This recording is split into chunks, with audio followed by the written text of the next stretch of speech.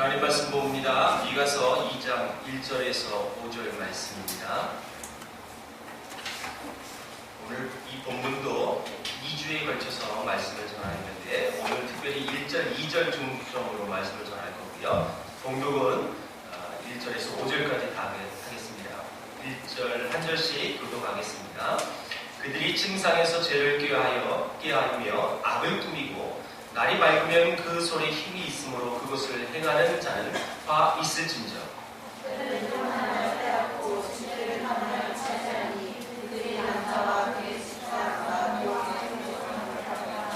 그러므로 여호와의 말씀에 내가 이 족속에게 재앙을 계획하나니 너희의 목이 이에서 벗어나지 못할 것이요 또한 교만하게 다니지 못할 것이라.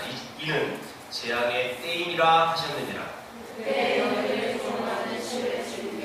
슬픈 그를 불러 이르기를 우리가 온전히 망하게 되었도다. 그가 내 백성의 산업을 옮겨 내게서 떠나게 하시며 우리 밭을 나누어 피업자에게 주시는도다. 같이 있습니다. 그러므로 여호와의 해 중에 금기새에 줄을 낼 자가 너희 중에 하나도 없으리라. 아멘. 과거에는 교회에서 복이 뭐냐, 신앙의 깊은 그 척도를 구분하는 데 있어서 세상에 출세하고 성공하는 부분, 그리고 많은 세상의 부유함의 지위를 갖는 것, 그것이 복이라고, 하나님이 주신 축복이라고 그렇게 가르치고 그렇게 믿었던 때가 있었습니다. 그의 병폐가 지금 한국교회에 어려움을 지금 초래하게 되었는데, 과연 이런 높은 자리가 또 세상의 부유함이 그 사람의 신앙을, 여러분 그 신앙의 척도를 판가름하는 데 있어서 중요한 요소일까요? 절대 그렇지 않습니다. 여러분 그렇게 생각하고 있는 것은 잘못된 신앙관이죠. 잘못된 축복관이에요. 그러다 보니까 잘못 믿어서 잘못 행함으로 인해서 많은 욕을 먹게 될 수밖에 없어요. 오늘 이 본문은 사실 이 유다 백성, 특별히 예루살렘을 향해서 부요하고 또 풍요로움으로 살아가는 이를테면 지도자들에게 선포되어진 메시지예요. 이 사람들은 사실 신앙적인 면이나 세상적인 면이나 탁월했던 사람입니다. 어느 곳에 있어도 이 사람들의 그 모습들은 인정받을 수 있었고 어찌 보면 전혀 문제가 되지 않을 만큼 잘 살았던 사람입니다. 그런데 하나님께서는 이들에게 얼마 남지 않아 너희들이 그 모든 것 다 빼앗아 버린 거다. 그리고 궁극적으로 영원한 하나님 나라에 또 들어가지 못할 그런 여러분 어마한 여러분 징계를 내리고 있습니다. 그 이유가 뭘까요? 오늘 질문인데요. 그 이유는 탐욕 때문에 그렇습니다. 그들은 하나님의 백성이면서 하나님의 그 뜻, 하나님의 마음을 제대로 알지 못하고 자기들의 욕심으로 이 땅을 살아갔던 사람들입니다. 그래서 하나님이 주신 것으로 그것으로 만족하지 않아요. 많이 누렸음에도 불구하고 여러분 만족함이 없어요. 많이 가진 사람들이 공통점이 그거예요. 우리가 봐도 와 진짜 재산 많다 라고 생각하는 그들, 여러분 물어보세요. 아직도 만족하지 않아요.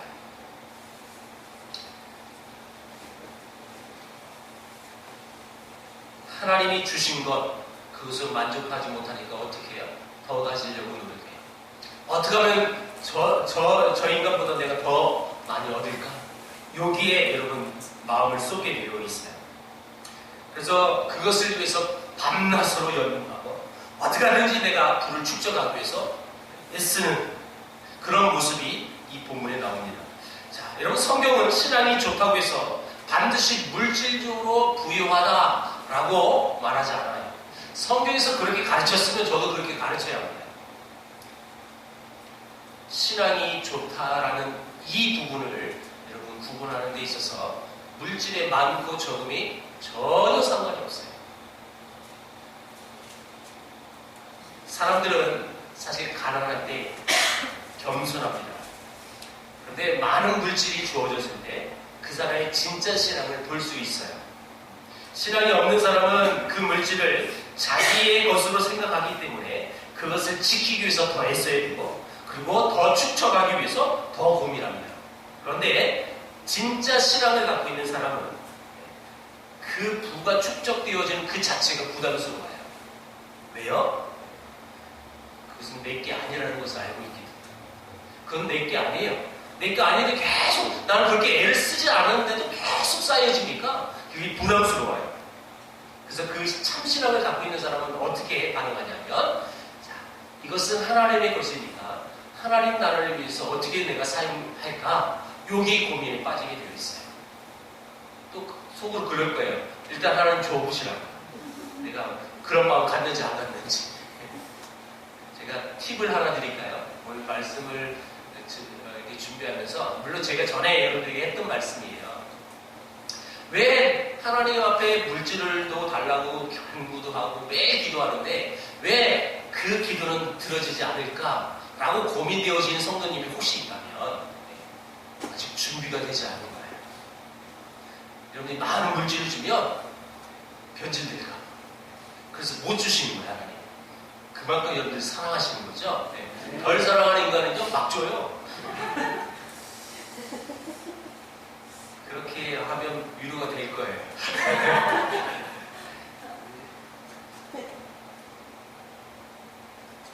유다 백성들은 신앙을 가졌다고 자부했어요. 그리고 주위에서 봐도 신앙 좋아 이렇게 인정해줬어요. 근데 실상을 들어가 봤더니 그 신앙에 대해서 실패한 사람들이라는 거예요. 여러분, 그래서 하나님께서 그들의 중심을 보시면서 너희들은 더 이상 내 백성이 아니다라고 선포하십니다. 굉장히 무서운 메시지예요.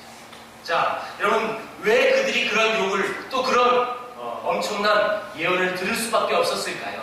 1절 봅니다. 1절에 정확히 기록되어 있어요. 시작! 그들이 침상에서 죄를 꾀하며 악을 꾸미고 날이 밝으면 그 손에 힘이 있으므로 그것을 행하는 자는 화 있을진저. 여러분, 침상에서 뭐 하는 자리죠? 침상에서 뭘 해야 돼요? 자야 돼요. 그렇죠? 근데 침상에서 잠을 안 자고, 잠 안 자고 뭐 하고 있느냐? 여러분, 죄를 꾀하며 악을 꾸미는. 이 말은요, 밤새도록 고민하는 거예요. 무슨 고민이요? 어떻게 하면 죄를 지을까? 어떻게 하면 악을 발동해서 어떻게 하지 내 불을 축적할까? 잠을 안 자고 밤새도록 그 고민에 빠져 있는 거예요. 그리고 아침이 되자 날이 밝으니까 뭐예요? 고민했던 그대로 실천해버려요. 그들의 죄악상이 어떤지 잘 보셔야 돼요. 여러분, 침상에 잠만 자빠자면 되는데 안 자빠자고 뭐 하고 있는 거예요? 어떻게든지 수단과 방법을 가리지 않고 불을 축적할 건가 고민하고, 그리고 아침이 되니까 그대로 행했어요. 여러분, 이 이스라엘, 특별히 이 유다 백성들의 죄악들이 이 죄악이었다는 것입니다. 특별히 지도자에게 주어진 메시지라고 그랬잖아요. 그 지도자들은 지금도 많이 갖고 있는 사람들이었어요. 지금도 부족함이 없는 사람들이에요. 근데 밤새도록 뭘 고민에 빠져 있느냐? 어떻게 하면 더 축적할까? 어떻게 하면 더 뺏어 버릴까? 이 고민에 빠져 살 수밖에 없다는 거예요. 사실 여러분 우리가 뭐 어떻게 해서 잘 살아볼까? 어떻게 열심히 해서 나도 제 삶을 열심히 일해가지고 고민해가지고 그렇게 계획하고 그래서 부를 얻은 그 자체가 죄는 아니잖아요. 그렇죠? 여러분, 부자가 무조건 죄는 아니에요. 그렇죠? 여러분, 혹시 그게 죄인 줄 알고 부자가 안 되시는 거예요? 그건 아니죠. 네.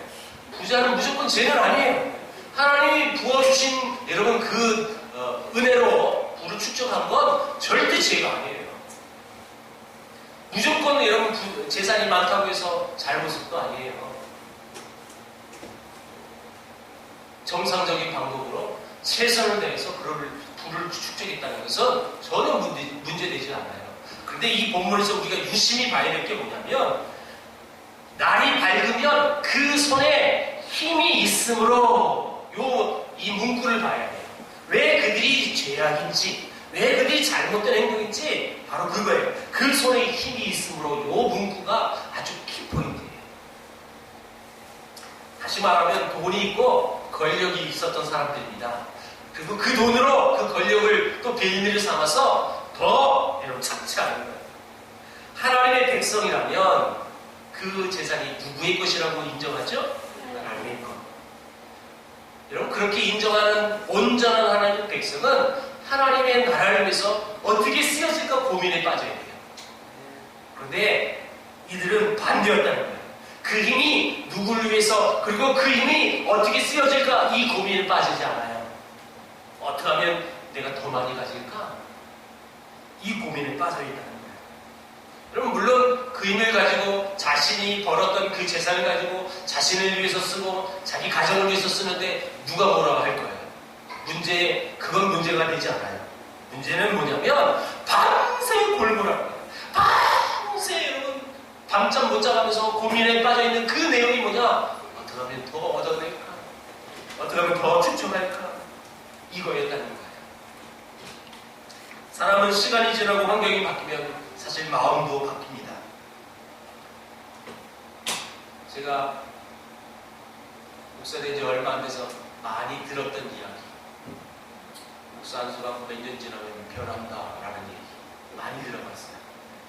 그래서 그 말이 사실 저의 삶에 어찌 보면 겸손하게 또 처음 마음을 가질 수 있도록 초심의 그 마음을 잃어버리지 않도록 하는 어찌 보면 아주 중요한 멘트였어요. 근데 저도 모르죠. 여러분들이 보시기에 목사님 변했다라고 마음을 가질 수도 있겠죠. 변했어요. 일단 배도 더 나왔고요. 살도 더 많이 쪘고요.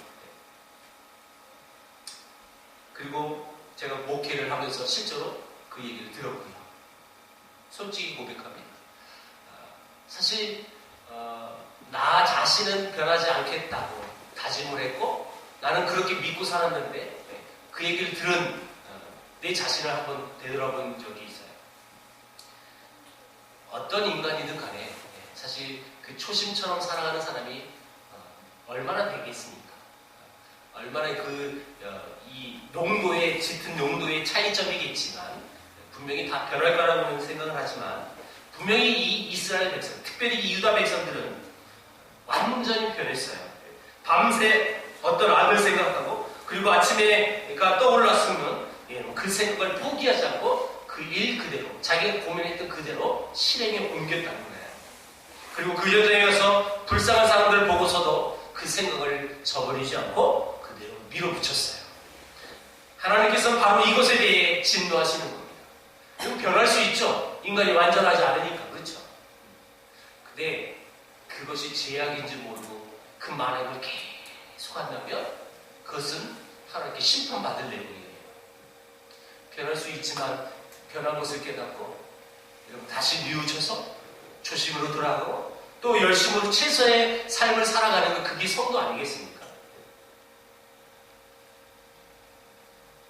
하나님의 백성들은 정상적으로 산다면 이렇게 표현할 수 있어요. 자기 마음대로 살 수 없는 사람들이 하나님의 백성이라고 말할 수 있죠. 계속 이런 주일 메시지가 선포되어지는 게 뭐예요? 왕이 하나님의 마음이 없는 사람들은 자기의 소견에 옳은 대로 행했어요. 하나님이 없으니까 지 멋대로 사는 거예요. 그렇죠? 자, 제가 이렇게 얘기했습니다. 여러분, 왕이신 하나님이 내 마음에 계신 분은 그런 성도는 어떻게 산다고요? 자기 마음대로 살 수가 없는 거예요. 하나님 마음대로 살 수밖에 없는 거죠. 무엇인가 하려 할지라도 아침이 되면 그렇게 악을 꾸몄다가도 하나님의 백성은 아침이 되면 바꿀 수가 있어요. 바뀔 수가 있는 거예요. 그리고 바뀌어져야 합니다. 그렇죠? 처음에 악한 마음을 가졌지만 되돌아보니까 시간이 흐르니까 그게 악이구나. 하나님이 기뻐하지 않는구나. 그것을 깨달았으면 돌이켜야 합니다. 그런데 지금 이들은 그러지 않았다는 거예요. 이런 빚을 받으러 갔다가 해도 그들이 어렵게 사는 모습을 본 성도는 하고 싶었던 말 다 있었지만 못하고 돌아와야 하는 거예요. 화가 났다가도 집 밖에 나가서 찬바람을 쐬고 돌아오면 마음이 수그러져야 하는 그것이 성도의 모습이어야 합니다. 그래서 결국 악한 짓을 못할 수밖에 없는 게 성도예요. 왜냐하면 안팎으로 여러분 성도의 마음을 견제하시는 분이 하나님이시기 때문에 그 마음을 만지시면 그런 악을 이런 계획을 했을지라도 하룻밤 딱 자고 나서 여러분 그 마음이 변해야 된다는 뜻입니다. 근데 예루살렘 이 하나님의 백성인 그 지도자들은 그렇지 않았다는 거예요. 신앙이 그렇게 좋다고 평가를 받았음에도 불구하고 찔러서 피도 나오지 않을 만큼 인정사정 보지 않고 그냥 강행해버리는 그런 악한 사람들이었다는 것입니다. 하나님은 그들에게 이렇게 선포합니다. 화가 있을 것이다. 여러분 그렇다면 그들의 마음이 왜 이렇게까지 강팍했던 이유가 뭘까요 도대체? 신앙 말고도 여러분 이 땅을 살아가는 사람들의 마음, 의식들이 다 있어요. 뭐 여러분 여러 가지 여러분 이런 용어로 바꿀 수가 있어요. 어떤 철학을 갖고 사느냐에 따라서 그 사람의 삶의 방식이 달라요. 어떤 이데올로기가 있느냐에 따라서 그 삶의 패턴이 다르게 돼 있어요. 예를 들어 더 부자가 되는 것이 하나님의 축복이라는 신앙관을 갖고 그런 의식을 갖고 있는 사람이면 더 부자가 되는 거예요. 왜요? 그게 하나님의 축복이라고 생각했으니까. 그런 철학이 있는 사람은요, 수단과 방법을 가지 않고 돈 벌어요. 그게 죄든 상관없어요. 아니, 그게 죄인지도 모르겠죠. 왜요? 어찌됐든 많이 가져야 그게 하나님의 축복이라는 철학이 있으니까. 여러분, 이 유다의 병이 바로 그런 병이었습니다. 그들은 아주 좋지 않은 사상이 전염되어 있었고, 그것은 바로 더 크게, 그리고 더 잘 되는 것이 하나님의 축복이라는 사상을 그들이 소유하고 있었다는 거예요. 그래서 그들은 더 잘 살기 위해서 여러분 어떤 방법도 가리지 않고 그게 죄라고 생각하지 않고 여러분 그것을 수단과 방법을 가리지 않고 그 모든 것을 취했다는 것이죠. 그들이 갖고 있었던 이 잘못된 사상이 하나님의 말씀이 마음에 비치는 것을 완전히 막아버린 거예요. 이 복에 대한 욕망 때문에 이것이 얼마나 강렬했는지 어떤 여러분 불쌍함도 어떤 국률한 이 마음도 여러분 전혀 드러나지 않아요. 그래서 그대로 행합니다. 그 사상이 얼마나 무서운지 여러분 바뀌지도 않아요. 오늘날 우리들의 모습은 어떻습니까? 자기 속에 있는 이 탐욕, 더 많은 것을 가지려고 했던 그 탐욕, 이것을 위해서 만들어낸 왜곡된 축복간에 혹시 나는 노출되지 않았는지, 나는 그런 사상에 지금 살고 있지는 않은지, 제가 개인적으로 보건데 우리 교회 성도님들은 그런 분 없는 것 같아요. 그런 분 있으면 우리 교회 오래 못 있어요. 왜냐면 목사가 축복도 안 하고 더 많이 갖게 해주세요. 그렇게 기도도 안 해주고 못 있죠. 네. 그런 신앙관이 있는 사람은 우리 교회에 실제로 못 있을 수밖에 없어요. 실제로. 네. 자기랑 안 맞거든요. 네.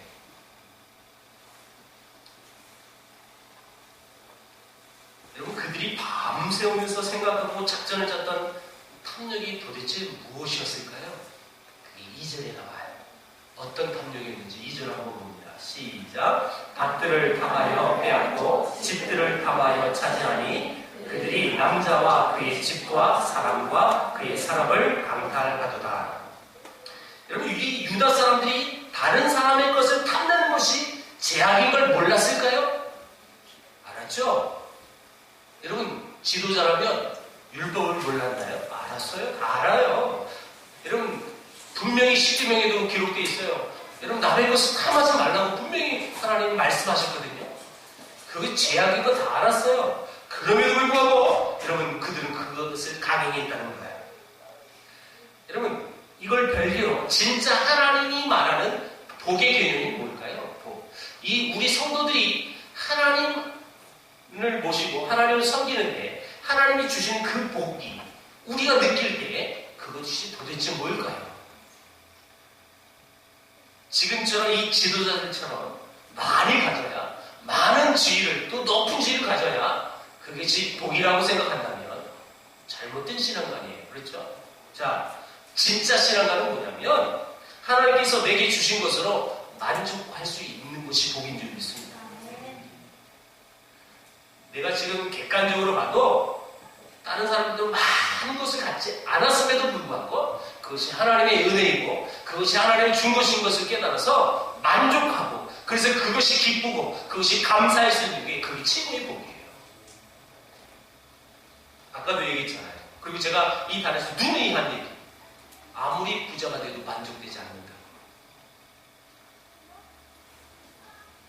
또 한 가지는 하나님이 그 주신 것에 만족하면서 그것을 어떻게 하면 하나님을 위해서, 하나님의 백성들을 위해서 어떻게 쓰여질 것인가.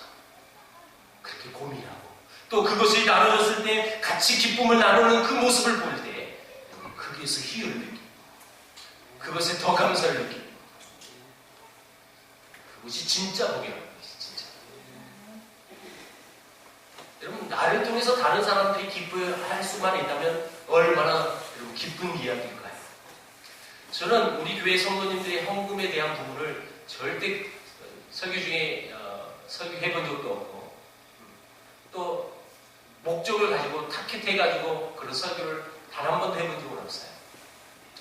그리고 저 개인적인 이 마음 중에 하나가 뭐냐면 액수를 잘 안 보려고 노력을 해요. 물론 여러분 보이긴 보여요. 제 눈에도 보이긴 보이는데 제 마음과 제 눈에 담아주지 않으려고 노력을 해요. 왜냐하면 그것을 제가 마음에 담고 있으면 저도 선입견이 가질 수도 있기 때문에 안 보려고 많이 노력해요. 이 얘기를 할까 안 할까 고민을 많이 했어요. 왜냐하면 이렇게 열심히 최선의 헌금 생활도 하고 하는데 목사님 이것도 안 보내. 그럴까봐 안 하고 싶었는데 수요일 정도 예를 수요 예배에 나올 정도면 여러분들이 다 소화할 줄 믿고 얘기하는 거예요. 제 속내를. 근데 유독 1년에 헌금 액수를 보는 시즌이 바로 이 시즌이에요. 사실 기부금 영수증을 만들려고 1년 헌금한 걸 다 제 손으로 수기해 둔 걸 다 보면서 이렇게 체크하니까 그때는 보여요. 제가 이렇게 뭐 다는 안 했지만 작년에 헌금하신 액수하고 이렇게 비교해봤더니 성도님들이 다 더 많이 늘었더라고요. 난 그거 보고 되게 기뻤어요. 내가 준 것도 아닌데 내가 도와준 것도 없는데. 여러분 근데 내가 도와줘서 내 주위 사람들이 행복하고 기쁠 수만 있다면 얼마나 더 행복하겠어요? 그렇지 않습니까? 그것이 성도들이 갖고 있는 복의 개념이에요. 내게 주신 것 그것에 만족해서 감사하고 또 그것이 풍족하지 못할지라도 그것을 나눔으로 인해서 그 옆에 있는 또 주위에 있는 지인들이 하나님의 백성들이 더 기뻐할 수만 있다면 이런 그것이 최고의 행복이라는 거예요. 그래서 하나님의 백성의 행복은 일단 자기 자신의 한계를 살펴볼 필요가 있어요. 하나님께서 나에게 주신 것이 무엇인지 먼저 깨닫고 그리고 그 안에서 최대한 행복을 추구하고 또 그것을 통해서 또 많은 분들이 여러분 기뻐할 수 있다면 그것이 우리 최고의 복의 개념을 가져야 한다는 것입니다. 만약 우리가 하나님이 주신 것으로만 만족할 수가 없다면 그래서 더 이상의 것을 여러분 가지려고 추구한다면 일단 성도로서 그것이 문제가 시작이 되는 거고요. 그것이 계속 발전이 되면 어떻게 되냐면 그게 죄로 발전이 되는 거예요. 그래서 세상의 개념처럼 그대로 살아갑니다. 세상의 개념이 뭡니까? 내가 이렇게 살다가 어떤 일이 벌어질 줄 몰라 해서 여러분 그 세상 사람들이 추구하는 방식이 뭐냐면 더 가지려고 하는 거예요. 어떻게 될지 모르니까 일단 많이 쌓아놔야지. 그래서 다가올 미래를 대비해야지. 더 많은 재산을 축적하려면 이렇게 모았다가 저기 재산 투자를 해가지고 더 뻥튀기 해가지고 또 한 번 더 옮기고 이런 개념을 많이 갖는다는 거예요. 더 많이 가지려고 하고 더 많은 것을 가지려고 하는 그 세상의 가치관이 여러분 우리 성도들에게 죄로 달려가는 지름길이에요. 지름길. 뿐만 아니라 여러분 세상의 방식이 뭡니까? 내가 더 발전하기를 원하는 꿈을 갖고 있어요. 기대를 갖고 있어요. 어떻게 하면 내가 이 삶에 만족하지 않고 더 풍족한 삶, 더 많은 것을 누리려고 그래서 자기 개발을 노력해요. 여러분 오해를 하지 마세요. 그럼 성도는 그럼 자기 개발도 하지 말고 그냥 흘러가는 대로 살아가야 되는 그런 뜻이 아니에요. 내 상황에 내 수준이 만족하지 않고 어떻게든지 수단과 방법을 가지 않고 더 여러분 단계를 올려가려고 하는 그 모습을 말하는 겁니다. 이런 사람들의 의식은 결코 현재 수준으로 만족하는 사람이 단 한 사람도 없어요. 여러분 한번 질문합니다. 하나님은 변함이 있으신 분입니까? 없으신 분입니까? 없으신 분이죠. 근데 우리 인간의 특징이 뭐냐면, 본성이 뭐냐면 늘 변하려고 하는 거예요. 늘 변하고 내가 지금 이 수준에 머물러서 안 돼. 한 단계 더 가야 돼. 그리고 거기 가면 또 더 올라가려고 해요. 그래서 그것을 얼마나 노력을 많이 하는지 몰라요. 만약에 하나님처럼 우리 인간이 변함이 없다면 우리 인간은 미쳐버려요. 근데 우리가 믿는 그 하나님은 어제나 오늘이나 동일하신 분입니다. 그게 우리 인간은 그 수준에 만족하지 못해요. 늘 불안정하기 때문에 어떻게 바뀔지 모르는 이 세상에 내가 준비해야지, 더 많이 벌어놔야지 라는 고민에 빠져갈 수밖에 없다는 것입니다. 그런데 하나님께서 우리에게 원하는, 여러분 분명히 하나님의 백성들이 더 발전하기를 원하시고 더 성숙되어지기를 원하실 거예요. 분명한 것은. 근데 하나님의 방편에서 더 발전되고 성숙되어지는 그 여러분 모습이 어떤 모습일까요? 더 많이 갖는 걸까요? 더 높은 지위를 갖는 걸까요? 하나님이 분명 그런 것이 하나님의 성숙도다라고 성경에 기록했다면 우린 그런 것을 노력을 해야 할 것입니다. 그런데 성경 어느 곳을 가도 그 메시지는 없어요. 하나님의 백성들이 잘 발전하고 성숙되어지는 그 모습은 두 가지라고 보는 거예요. 그게 뭐냐면 하나님 아버지를 닮아가는 성품이에요. 그 성품을, 여러분 그 모습으로 발전되어져야지 세상에 더 많은 재산을 축적하고 더 많은 것을 누리고 그것을 하나님이 원하신 것이 아니라는 거예요. 두 번째는 뭐냐면 다른 사람에게 베푸는 사람. 내가 그 하나님의 사랑을 체험한 하나님의 백성이기 때문에 그 사랑의 근거로 옆에 힘들어하고 있는 사람들을 도우면서 섬기면서 베풀면서 그들도 하나님의 사랑에 거할 수 있고 이런 모습으로 발전되어지고 성숙되어지는 것을 하나님이 원하시지 더 많이 가지는 것을 원하지 않는다는 거예요. 그래서 저 개인적으로 여러분 따로 여러분들 한 사람 한 사람 기도할 때는 몰래 그런 기도를 해요. 사실은 하나님 이 가정에 더 물질도 주시고 그런 얘기는 이런 기도를 많이 해요. 속으로. 그런데 여러분들 앞에서 많이 안 해요. 제가 의도적으로 안 한다는 거예요. 전에도 이런 메시지 한 번 한 적이 있어요. 그렇죠? 네. 의도적으로 안 해요. 왜요? 그게 기도가 본질이 훼손될까 봐요.